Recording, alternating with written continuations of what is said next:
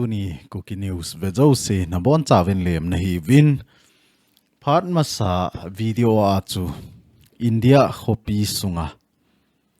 bom anapu ke eti a hi in hi chi zan apu ke na azinga chu Pakistan khopi sunga jong hi High Court ko ma hi bom na satai na po ke nin mi tampin jong thina anato uvi ti hi mu a hin Pakistan khopi a bom pu ke thu chungchang hin seu hitin chule Kuki kahi poi ti a Kuki ten ki phon na nei ti jong hi mu a hin hi che chungchang ho hi in hil che na nei ki no hitin thu hi I het che na hi la anomen I het che lawa hi la chun mi sei langlanga on kiti khat hi a umzi in hi je chun mi sei zo se ita san theilo na diwa thudi pa zo che idin pi na diwa tu ni a hi Kuki ka hi poi ti a Kuki ten ki phon na hi nei wi ti ho chungchang jong hi in sei dewa hi tu ni 12 November 2025 ai ta in amasa penin Pakistan gam sunga bompo na ga seilawan hichiwai ga velochun suicide bomb Islamabad High Court maya hi kar khat sunga bomb anapo in hichiwa hi mi somlani athi e ti hi mo ahin India khopi sunga bomb anapo na achu mi ko thi a hita chu kangkanga hung thi to kit wa mi somla thum anathi hi in ahin la tua Pakistan gam sunga bompo na ahi direct nga mi somlani thi peijing ahi in hi chi hi Pakistan seida na chu thingnoi attack ahi ti ahi a save ti jong hi mo ahi kinin ahin la hi chi chung changa hi Pakistan in nasata a Afghanistan ahi lo le India ngo na aboli ti jong hi mo hi kinin ahi hi chi hi he thei deu khat chu India gam sunga bompo na pen chu doctor ho thingnoi ho to ki khut job mobile ta chu bom anapu a hi ti a jong chu in a sewa hi in chule hi chi to ki saya jong hi tu a hi Pakistan gam sunga anapu kit na hi ivet na hi le ama ho gam sung jong boy e ho gam sung jong boy ti a hi a hian khat chun media za chom hi ivet na hi le chun India le Afghanistan Pakistan in ngo na anei wa nga hi Afghanistan media ho hin thu anasei na ho wa chu ga velo hen hi chi hi Asim Munir kiti pa hi tu le tu a hi ama hi permanent tabanga marshal azong akwayo a hi ta in ti chu hi chi ji a hi Pakistan gam sunga dictator hung umwa ding hi tai ti a jong hi mi za chom thu sei na ho jong in amu diu a hi tain hi chi Pakistan langa general sepei sunga alien pen ti ding a hi tain hi chi Asim Munir hin ama hin sacrifice a bolin Pakistan ho hi ama na tha a hi ti ho chan ge hi Afghanistan media ho journalist ho in a sei wei cha ji chu PGM tele India gam sunga bom hung po pen chu India in Pakistan ahin ngo na ding lampi ahin holdo na diu lampi ahi hung ta je asu Pakistan te hin kilep thai na dinga chu nang ho gam sung jong thingnoin attack a bol hin ke ho gam sunga jong hi chi tabang ma chu aso e ti a ki hin so thai na dinga hi Asim Munir in hi chi tabang to gon ho hi anei ei ti a hi ngo na ho jong aumin ahin la ata ama zo hambang chu aki hepon hi jong le India gam sunga attack ki bol na hi India in phat masa a Purwama attack anaki bol na hi hen ahi lawa hi le Pahalgam hi chi laimun ho attack anaki bol na jong chu India in thu so na bol na a chu ipi ana sei ta amte a hi le kagam sungwa terror attack ahung kit nge a hi le hi chi chu ali thu na ki bol pe ding act of war a kilading hi ti a jong hi phone do na na nei a hi in a hi le tu chunga India gamsung hi chi to banga attack a hung ke bol ke na hi le hi chi chu hung ki le thu khawin te a hi lo le India hin a phu hin la khan ti ti a chu asim munir in a gamsung wa hi chi to bang bom ho hi apu ke sa ai ti a hi Afghanistan ho in na sata a Pakistan ho bol a hi hize a chu India in a hin le thu ding ki chat na a hi Pakistan hon sacrifice a bol wa hi a hin la hi chiwa hi milham ngen thi a hi in a se pai ho kha cha thilo wa hi ti pa jong hi het thim na deu wa Pakistan gam sunga bompo na chungchang iga se wa hi na sei da no hi anal ma jing asim munir in ami pi ho sacrifice a bol hi azi chu India in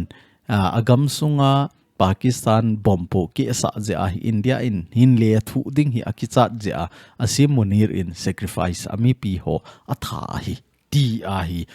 ngita chu a save ti ho chong hi mu hin a hi le Pakistan defense minister pa hin ipi sei ki tam til we are in a state of war ti a hi phone do na nei so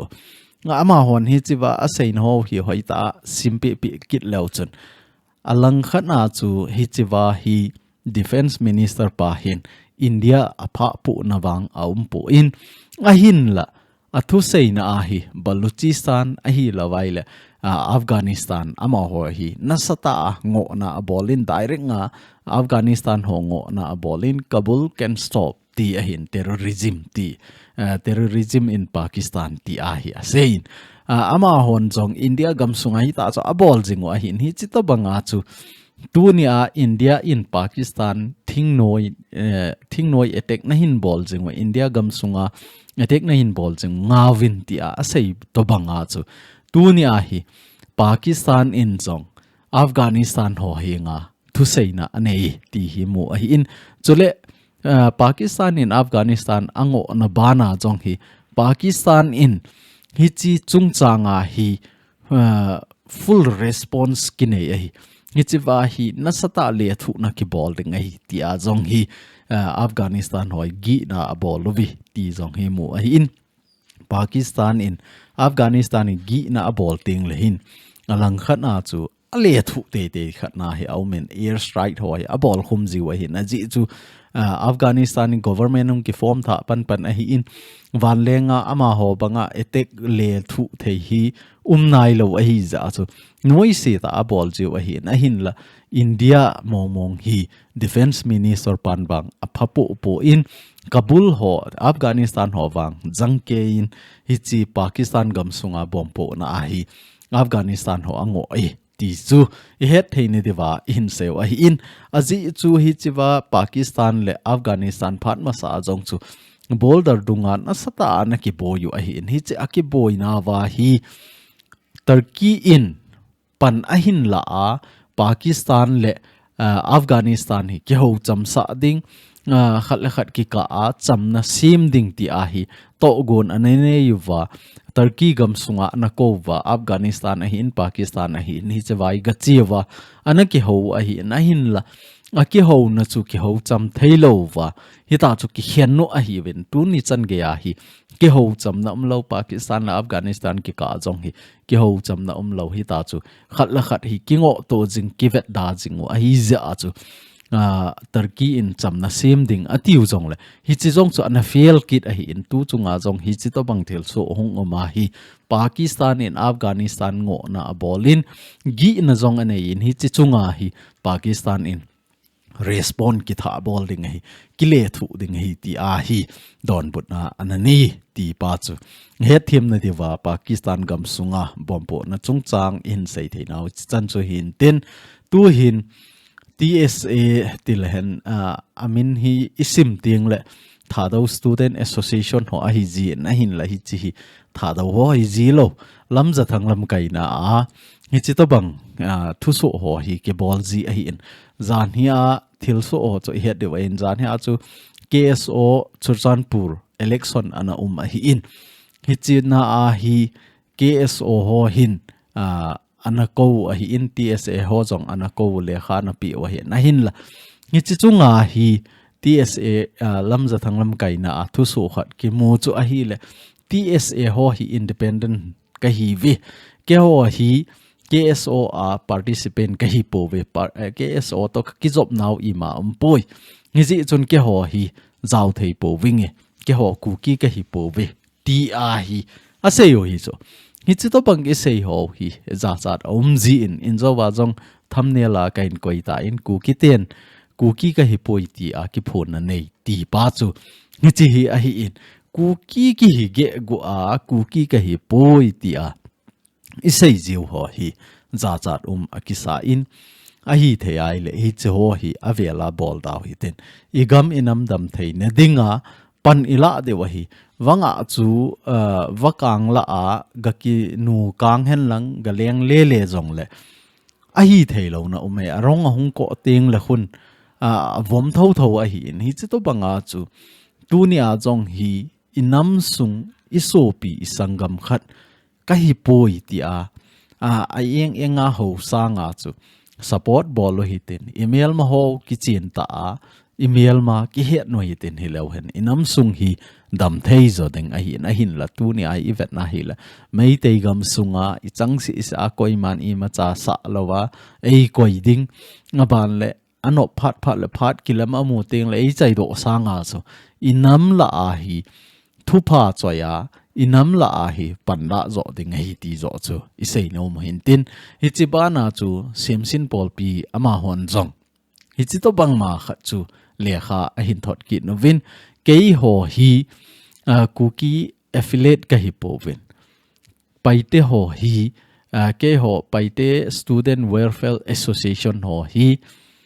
ke ho welfare hi affiliate zomi affiliate ka hi win hi chawai mo de wahin zomi to affiliate ka hi win zomi student to affiliate ka hi win ke wa hi Kuki student to affiliate ka hi na wa po hi ji chun ka hung jaw thei lo di wa hi ti a hi KSO in het sa na ne hi tribe tina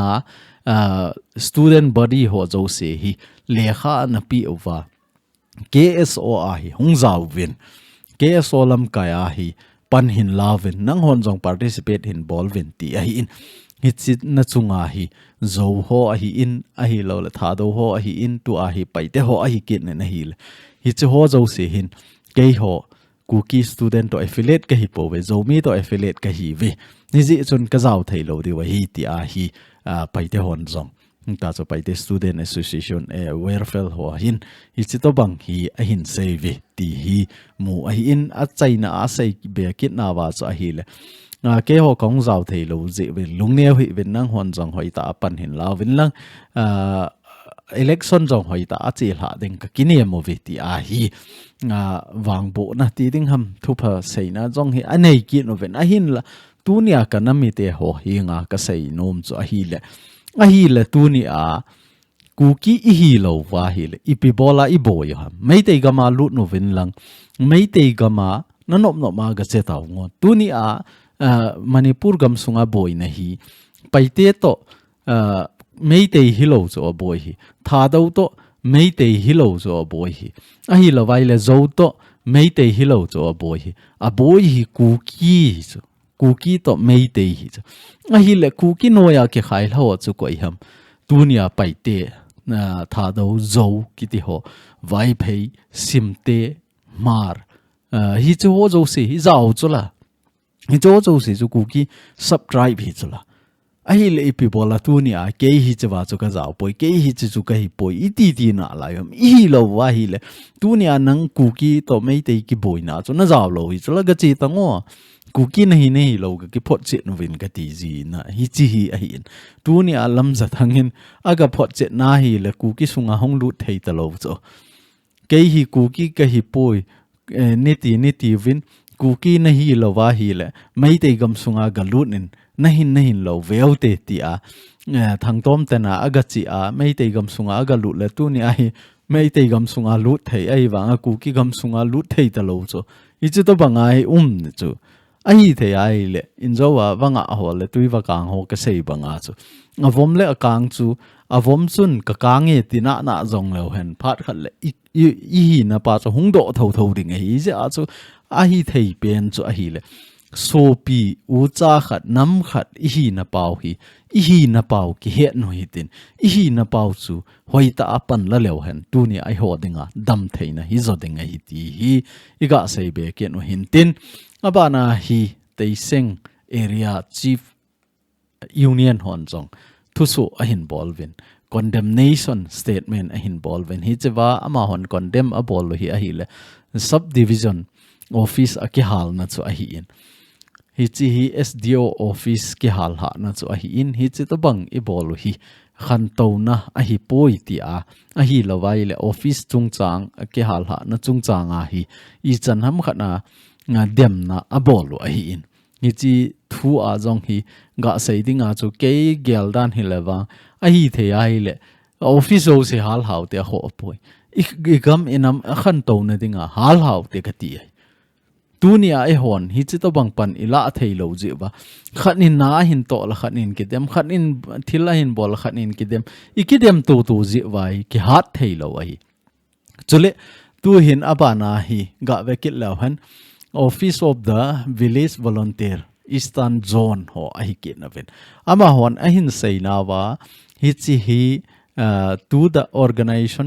organizing committee ti a hin nampi conclave hi chi hi 14-15 ahung lungding 14-15 November a hi ki hol ha na a ki ho na khat ding a hi hi chi hi nampi conclave ti a nampi iti pan ila awa way forward na iti to gon inei diu ham ti a ki ho na khat ding a hi hi chi chung changa hi VV hon thu su a hin bol a hin eastern zone lang hon hi chiwa ama hon a sei now subject nga chu a hi le message and suggestion ti a hin ti chu thu sei na le suggestion pi na ti a hi thu so a hin bol win hi chi le khat hot a hin bol a hin ama hon a sei naw adang dang ho hi sei daw te a point sei ho hi ga velawan point nga a hin sei win ama hon a sei naw vai ke ho hi chiwa meeting nampi conclave a hi kong jaw thei lo diu a hi in a hin la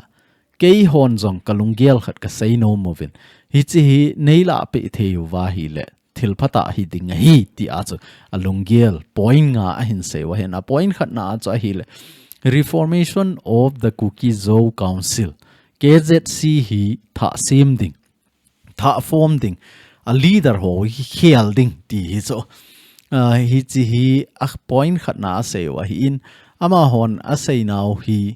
hoita isima hi le chun masanga pa na hi chi ke hon boycott ka bol a hi in lam kai oi boycott ka bol sawa hi in hi ji chun hi chi hi ke hon ka pom thei po vi ti hi so ipg nam til lam kai oi lam ka sung si si a kilheng do dana hi a umin a hi theya hi le lam ka jong kilheng hi tin kampo pi a jong hen chandila jong hen tengno pala jong hi hen lam kai chu na lam kai ho chu hi chilai Kuki chate chen na district ho zo si a lam kai kilheng hen lang hi chiwa chu KZC hen hi chi chu a point khat na ama ho sei a hi in a point ni na a chu a hi le spearheading the separate administration SA talk ti hi chu hi chi hi a hi le chun ipi sei na hom ti le tu le tu a separate administration I thum na wa central government to ki ho chu su te na le SOO no ya ho hi chu ho zo se hi a hi the ai le KZC in mala hen a hi lo la makai hen na KZC lam kai na a hi chi tok ho hi chi la hen huti hen lang hi le kei hon jong hoi ta support ka bol di wa hi huti lo wa KZC lam kai ki leng lo wa ki le lo wa a hi lo ai le SOO hon vai na hop jing wa hi le chun machal na thei lo ding a hi the ai le SOO ho vai hop na zo chu KZC lam kai tha leng ho hi tin lam ka kampo pi chan del teng no pal ho a hi lam kai hol tung do o hi te hi chu ho se chun tu a separate administration I thum na wa e lam kai yo hen hi chu ke ho dai da na hi ti hi a hi in athum na a hi a seo hi a hi le public movement na public movement hi hoita a chi to chi hen hi chi hi alam kai dinga jong he amaw na seina wa hi organization protest ho jong ki bol hen lang organization lam kai na protest jong ki bol hen lang student body hon hin lam kai hen lang phateta government to ki ho na ho ahung fail ji a hi le hi chi ho chu et pan ila deu ham student body hon hin lam kai hen lang intellectual hon hin lam kai hen lang hi chi dung ju ya chu protest ki bol hen lang rally ki bol hen lang organize za chom chom hoi ta ki bol hen lang ki chi pi han ti hi athum na sei wa hi in ali na a hi la Myanmar border fencing chung chang seivin hi chi Myanmar to border fencing chung chang hi THEI le separate administration akimu to ka in border fencing zong kigenda hen hi chi hi ke ho dei da nai tu le tu a border fencing kigen jing zong hi ke hon na sata ka do da lovi ti hi a point li na se o hin a point nga na a chu a hi le resettlement and free movement ti hen resettlement and free movement hi chi hi there's no resettlement IDP hi chi hi a hi theya hi le IDP ho hi au moment phot han lang a hi lo le IDP ho hi chen na muna nung chen ti ho hi da han lang a hi lo le phateta chen na diu ki got pi han lang chule free movement ki ti pa jong hi meitei hon kuki cha te gamsung hin chot daw hen hi chi hi separate formal ta ti chu kitchen ta gam chom choma i masangwin koiman buffer zone hin khokal da hen meitei hon jong kuki cha te chen na hin zot da hen lang kuki cha ten jong meitei gam ki zot da hen lang hita chu ki chon to lowa ki hen lang itiam khana formal ta phone do na hung ki neya kuki len meitei len ti a hung ki phone do teng le hin hi chi teng le buffer zone khokal nom la khokal lu hi ti a khuti lowa hi le chun separate administration akimu to ka a hi meitei in jong kuki gam za bol na nei hen lang buffer zone hin khokal da hen ti pa hi ama hon appoint nga na hin sei vi ti chu hi chi hi VV Eastern Zone na kona chairman ke guite secretary home secretary LS Seigin baite amani a kona thusu ki mu chu hi ti chu iga phon theu hin tin a chaina dinga hi hi chi hi mi zo sin in a sim so ke de wata sanin pace a pace jong hi som la khat lang a hi in a bona hin sei le wan sawal ding a hin jan a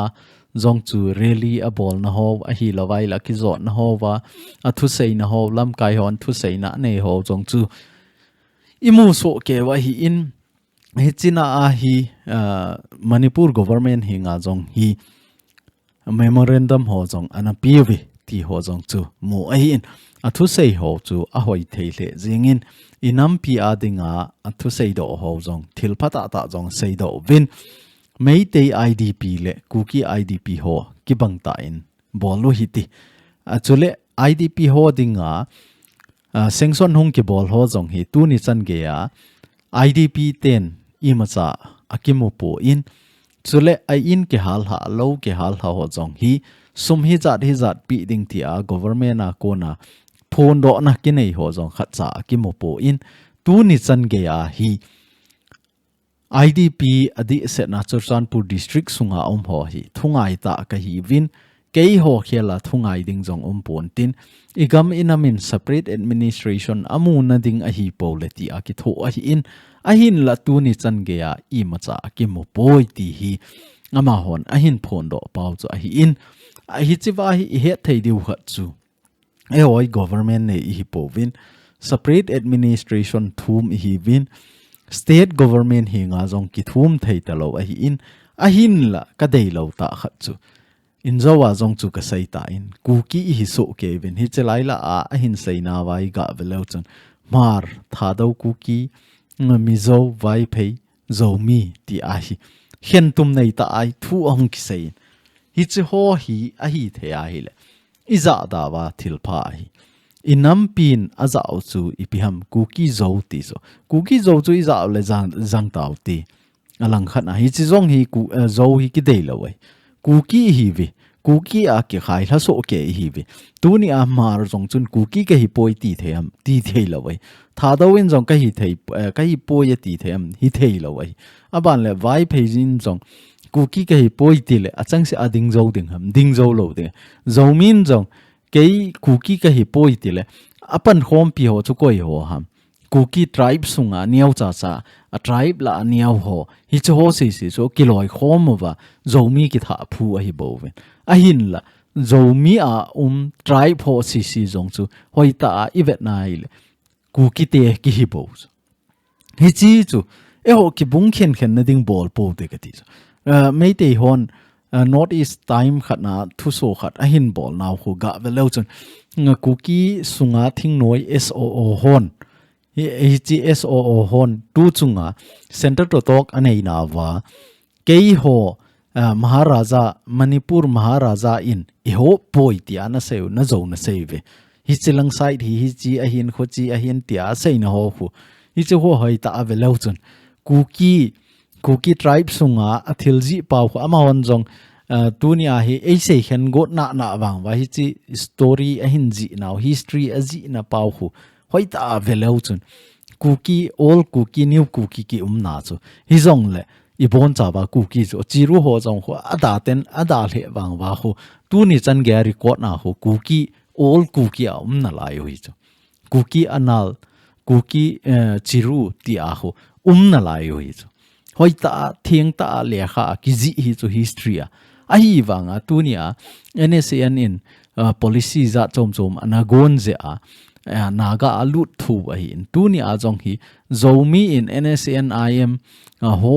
panla dan to gon anewa hi ta chu Kuki nam sunga a tribe niau ho si ki pun ho ma zomi phu ding ti a to gon inei pau inga lo wa hi le tu ni a hi Kuki cha te koi ma sa nom sa im lo du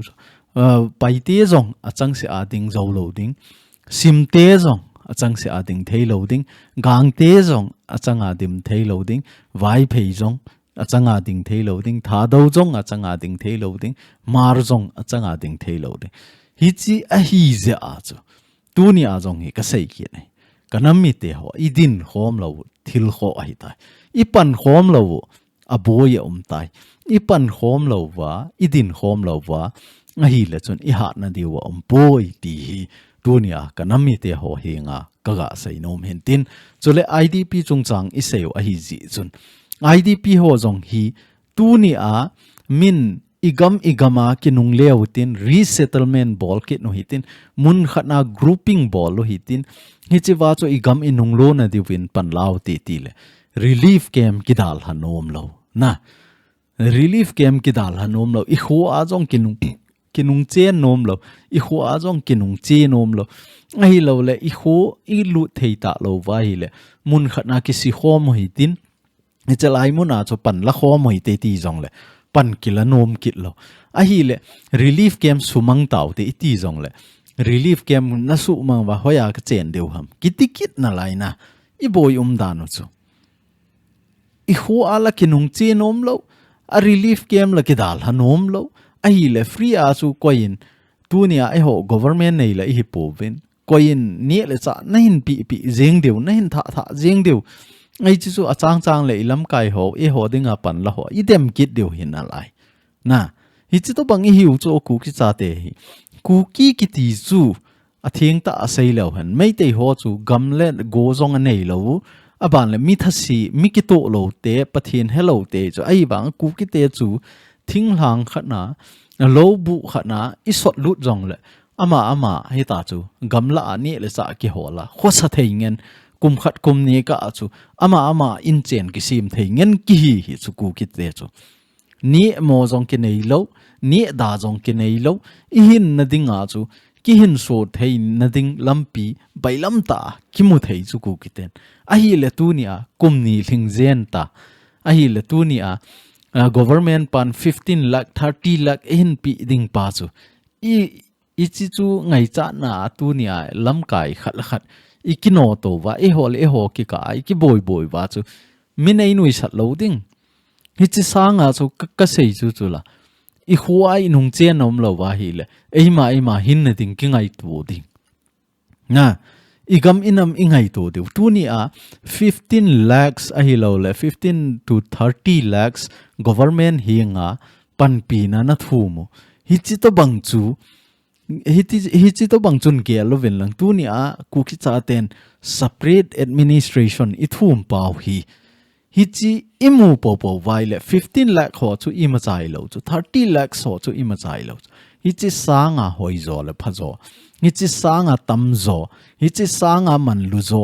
na gam na go na nung lo thei hi chi lo na dinga chu tu ni ai separate administration ki thum hi chi na het them lo je wa khat la khat ki to thei lo khat la khat pang khom thei lo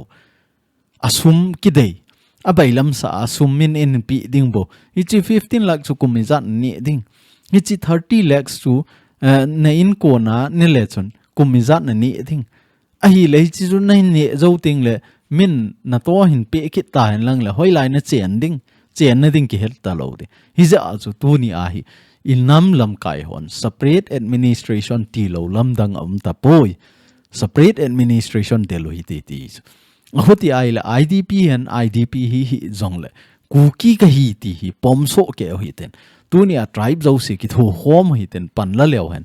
ipi bola gam tu mi mu lo tiu bailam ta i mu the wai hi chin dinga chu ka thi le thinge a hi lo le hi chi ka mu lo le an ka ngol ding hi tai ti a 15-30 lakhs la namu ding ho to banga chu gelin lang hi chi ka mu lo wa hi le hi tin ka ki phin ding hi ta rally ka chi ding hi ta darna ka to ding hi ti a to gon nei ta ngo chi ta bang lung gel cho nei ta ngo ma ta i mu diu chu me hi chi to bang lung gel i nei thei lo je wa i nam sung hi boy tunia KSO ho lam kai gang te hong kai ai le gang te chu eima phung ki boy piu te i pi bola eima phung boy pi lo wa phung dang ki boy pi ham a phung le changa hong ki boy ki cho nam thu ki sei chu tunia hi i nam hi cho boy hi a phung thu ki sei ta lo chu hi za chu tunia gang te hen sim te en vai phean mar hi jong le ei lam kai dinga ila wa mi khat hong lu na hi le kilung hang a pot jong le ki la se ki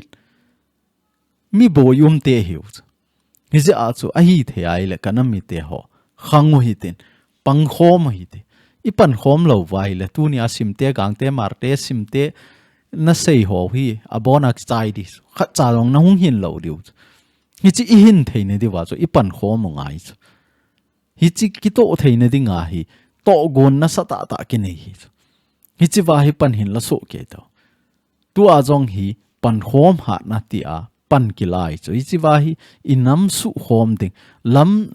lam kai ho su to ding EMLA ho hi iti tu ni chan ge a thip be a umuham ipi hama ma ho longgel a hi lo le tu ni a hi ama ho apan theilo naw hi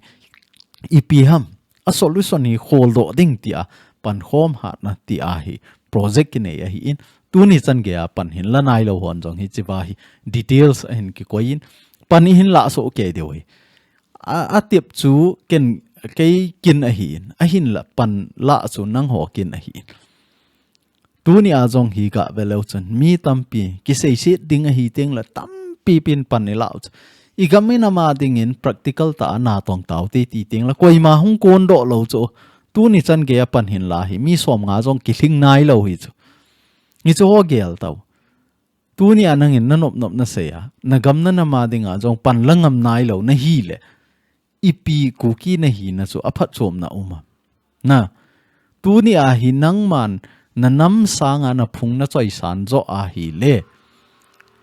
na phung jong lo ding na nam jong hung mang ding a hi ti hi i het no ngai a hi chi chan chu i ga sei the huin tin apang nai lo hon pan khom hat na ti a project ki nei na a hi pan hin la so ke hi tin i gam inam pan khom ding i deiwa i gam inam a hat ding i deiwa hi le pan lao hi tin nam lam kai ho jong phate ta ho pi hi tin nam lam kai ho la sap na i pi ham a hi lo le i pi lunggel a nei hom ti ho hi het do a i nam pum pi hi khatna din hom ding su hom ding ti hi to gon ki nei jing lai a hi in hezi chun kanam mi te ho pan la so so hitin igam inam kangai lui iti wahil hi chi wahi pan hin la so ke ding in tunia hi chi video hin be zo si avela ka hin tep ki thin tin tuni Kuki news mangcha a Pakistan hopi sunga bompo ke na thule Kuki ka hi poiti a Kuki hon ke phona a hin nei na chungova